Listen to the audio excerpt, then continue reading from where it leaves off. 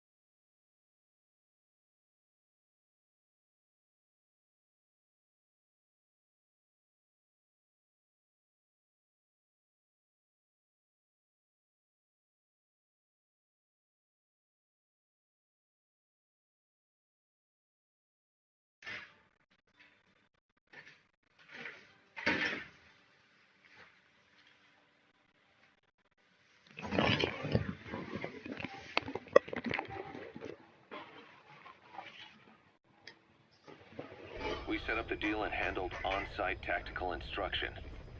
That led to some training work for the Seychelles military.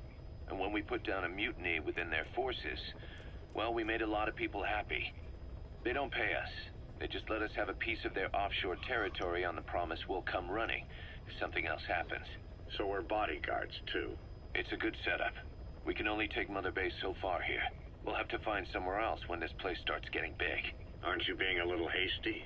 Nothing hasty about it. You're back with us now. So, Kaz, the ship that took us from Cyprus, it used to be a whaler. Yeah, a Japanese vessel. How was the voyage? It was... stimulating. Well, she was part of a whaling fleet up until a few years ago. Her displacement isn't anything to write home about, but she can really move. She still had plenty of life left in her, but then the work dried up. Global opposition to whaling has been mounting for years. Is that right? The push to ban it has been gaining traction for a little over a decade. Individual species And came under 30 years protection later, they and went on. still haven't banned And it. then 2 years ago, the IWC adopted a moratorium on commercial whaling. Several countries, including Japan, fought it to the bitter end. But eventually, most whaling companies had no choice but to throw in the towel. You ever tried whale snake? Can't say that I have. When I was a kid in Japan, practically everybody ate it. That good, huh? The country was poor in those days, and whale was cheap. International opinions changed since then. In any case, that's why we were able to get a bargain price on the ship. Of course, we did end up spending 5 times the purchase price in modifications. We had to really work to fit in all the ESM and communications gear while keeping the whaler look intact. Right now she's going around conducting SIGINT missions. In the future, we plan to use her as a communications relay base between you and Mother Base, and also as a chopper resupply vessel. Diamond Dogs. The word diamond originally comes from the Greek adamas. It means indomitable, unyielding. Other words for the stones often mean eternal bond, fortitude, or purity. The same is true of the Star of Bethlehem flowers you laid on the boss's grave. They represent innocence, as well as chastity, yielding to no man while maintaining one's virtue. In other words, staying loyal to something.